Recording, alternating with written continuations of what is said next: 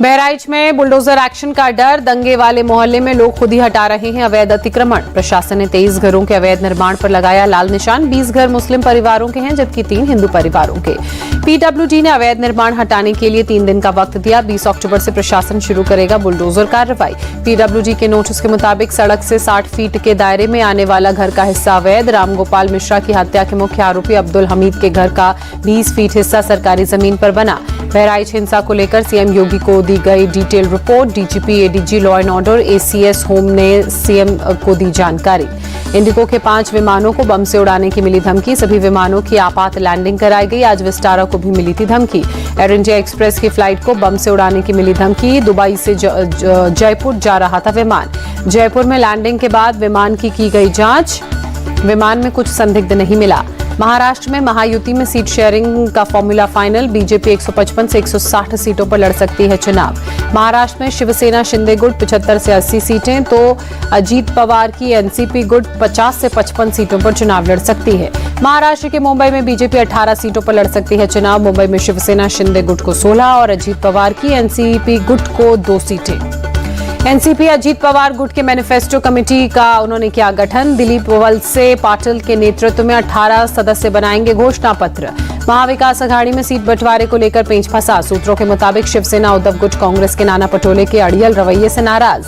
High command ने आज मुंबई में महाराष्ट्र कांग्रेस नेताओं की बैठक बुलाई। उद्धव गुट से सीट शेयरिंग पर मची खींचतान को लेकर बात। महाराष्ट्र कांग्रेस के कोर ग्रुप के साथ बैठक करेंगे पर्यवेक्षक। अशोक गहलोत, सचिन पायलट और भूपेश बघेल रहेंगे मौजूद। महाराष्ट्र चुनाव को लेकर कांग्रेस नेता और महाराष्ट्र के पर्यवेक्षक भूपेश बघेल ने कहा, सीट बंटवारे को लेकर चर्चा चल रही है। हम एकजुट होकर और मजबूती से चुनाव लड़ेंगे। महाराष्ट्र में सीट बंटवारे पर कांग्रेस सांसद प्रमोद तिवारी ने कहा, हम लोकतांत्रिक पार्टी हैं, बीजेपी की तरह नहीं जो अपने सहयोगी को ही निगल जाए। सीट बंटवारे पर चर्चा अभी चल रही है।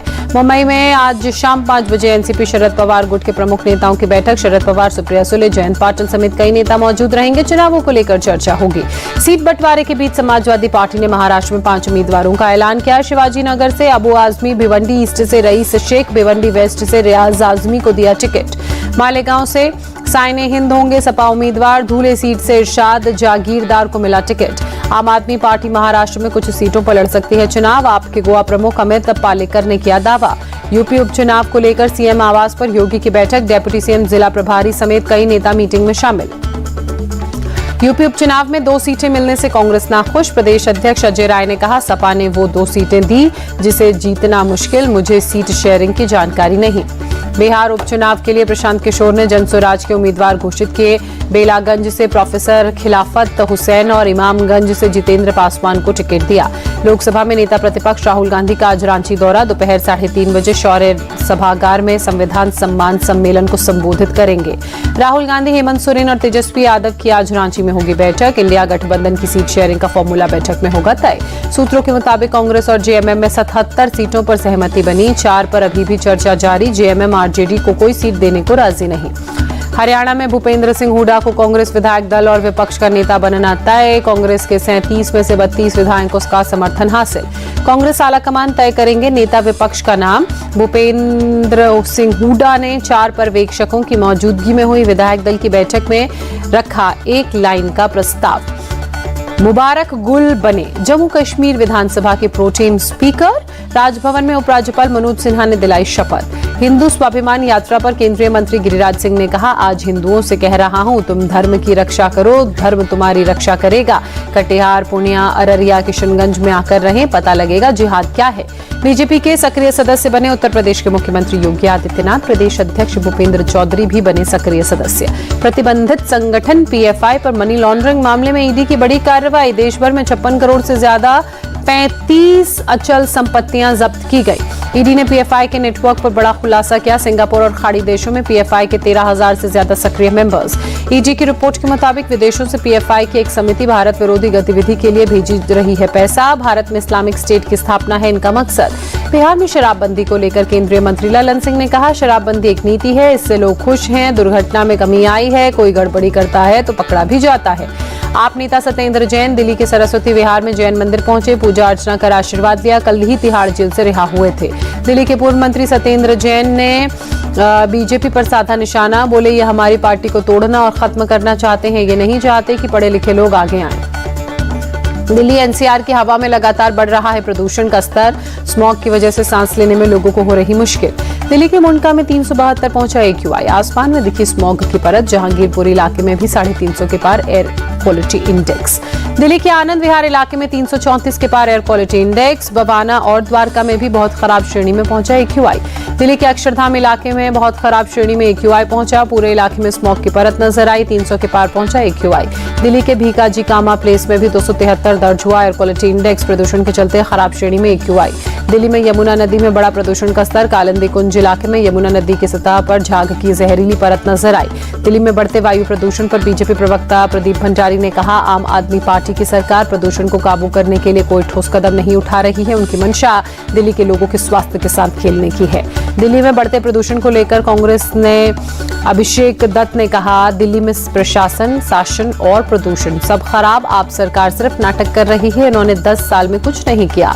मेक्सिको के दौरे पर वित्त मंत्री निर्मला सीतारमण। मेक्सिको के वित्त मंत्री से मुलाकात की। अर्थव्यवस्था से जुड़े कई मुद्दों पर बातचीत हुई। असम के करीमगंज जिले में एक बांग्लादेशी घुसपैठिया पकड़ाया। पूछताछ के बाद पुलिस ने घुसपैठिए को वापस सीमा पर भेजा। छत्तीसगढ़ पुलिस को प्रेसिडेंट पुलिस कॉलर से सम्मानित किया गया। राज्य में कानून व्यवस्था को बरकरार रखने और नक्सलवाद का साहस से मुकाबला करने के लिए सम्मानित। छत्तीसगढ़ के सीएम विष्णुदेव साय ने यह सम्मान छत्तीसगढ़ पुलिस के साहस, अनुशासन और देशभक्ति का प्रमाण बताया। कहा, यह पुरस्कार हमारे पुलिस बल के मनोबल को और बढ़ाएगा। ईडी ने आईएएस अधिकारी संजीव हंस को अरेस्ट किया। आय से अधिक संपत्ति और पद के दुरुपयोग के मामले के आरोप में गिरफ्तारी। ईडी ने संजीव को उनके पटना स्थित आवास से अरेस्ट किया, कोर्ट में पेश किया। कोर्ट ने संजीव हंस को 29 अक्टूबर तक न्यायिक हिरासत में भेजा।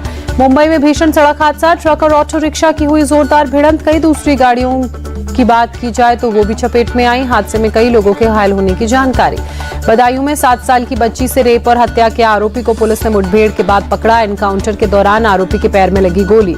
ठाणे के कल्याण में मुंबई जा रही एक लोकल ट्रेन की एक बोगी पटरी से उतरी। हालांकि किसी के हताहत होने की खबर नहीं।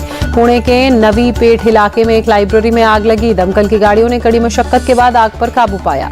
यूपी के सिद्धार्थनगर में शारदा नदी में यात्रियों से भरी बस गिरी। 2 लोगों की मौत हुई, 22 लोग घायल।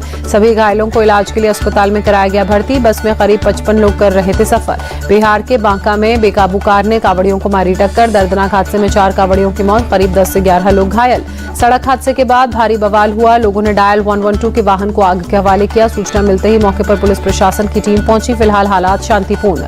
मोतिहारी से सामने आया हैरान करने वाला मामला। जमुआ मध्य विद्यालय में छात्रों को मुहावरा समझाने के लिए शराब का दिया गया उदाहरण। प्रखंड शिक्षा पदाधिकारी ने महिला शिक्षिका से सफाई मांगी। 4वीं क्लास के छात्रों को हिंदी की पढ़ाई के दौरान का है मामला। राजस्थान के सिकंदरा में बिल को लेकर नगर निगम के अधिकारियों और पार्षदों के होटल मालिक से बहस। डिस्काउंट के लिए दबाव बनाने का भी आरोप। होटल मालिक ने 14,700 रुपए का बिल दिया था। नगर निगम के अधिकारियों के दबाव बनाने पर 2,000 का डिस्काउंट दिया। बावजूद इसके होटल मैनेजर के साथ की बदसलूकी। जयपुर में एक मंदिर में जागरण के दौरान चाकूबाजी। आरएसएस से जुड़े 10 लोग घायल। घटना के बाद पुलिस का एक्शन। हमलावर नसीब चौधरी और उसके बेटे को पकड़ा। अन्य हमलावरों की तलाश जारी। हिमाचल प्रदेश के सीएम सुखविंदर सिंह सुक्खू ने अंतर्राष्ट्रीय कुल्लू दशहरा उत्सव में हिस्सा लिया। लोगों के साथ किया पारंपरिक नृत्य। आईपपासी थिरुकल्याणम त्योहार पर तमिलनाडु के थुथुकुडी में अरुलमिंगू शंकर रामेश्वर मंदिर में भक्तों की भीड़। दर्शन कर लिया आशीर्वाद। श्री गुरु रामदास जी का आज प्रकाश पर्व। अमृतसर में गोल्डन टेम्पल में बड़ी संख्या में श्रद्धालु पहुंचे। गुरुद्वारे में मत्था टेक आशीर्वाद लिया। भारतीय विदेशी मुद्रा भंडार में लगातार दूसरे हफ्ते गिरावट का दौर जारी। 10.75 करोड़ डॉलर की गिरावट दर्ज। भारतीय विदेशी मुद्रा भंडार 690 अरब 43 करोड़ डॉलर पर पहुंचा। आरबीआई ने जारी की 11 अक्टूबर को खत्म हुए हफ्ते की रिपोर्ट। पाकिस्तान ने दूसरे टेस्ट में इंग्लैंड को 152 रनों से हराया। 3 मैचों की सीरीज में दोनों टीमें 1-1 की बराबरी पर। 24 अक्टूबर से रावलपिंडी में तीसरा मैच। इंग्लैंड की तरफ से बेन स्टोक्स ने 37 रनों की पारी खेली। ब्राइडन कोर्स ने खेली 27 और ओली पोप ने खेली 18 रनों की पारी। दूसरे टेस्ट की दोनों पारियों में पाकिस्तान के स्पिनर्स का रहा दबदबा। नोमान अली ने 11 तो साजिद खान ने लिए 9 विकेट। साजिद खान को मिला प्लेयर ऑफ द मैच का खिताब। पाकिस्तान से मिली हार से इंग्लैंड को WTC पॉइंट्स टेबल में नुकसान। हार के साथ इंग्लैंड का पॉइंट्स परसेंटेज गिरा। चौथे नंबर पर इंग्लैंड, पाकिस्तान 8वें नंबर पर पहुंचा। बांग्लादेश के क्रिकेटर शाकिब अल हसन की जान को खतरा। दक्षिण अफ्रीका के खिलाफ घर में नहीं खेल पाएंगे करियर का आखिरी टेस्ट। शेख हसीना सरकार के खिलाफ हुए हिंसक प्रदर्शन में शाकिब का नाम। सुरक्षा कारणों से दुबई में शाकिब अल हसन को रोका गया। रणजी ट्रॉफी के दूसरे राउंड राउंड में गर्जा तमिलनाडु के बल्लेबाज साई सुदर्शन का बल्ला। दिल्ली के खिलाफ साई सुदर्शन की शतकीय पारी। नारायण जगदीशन ने लगाई 50।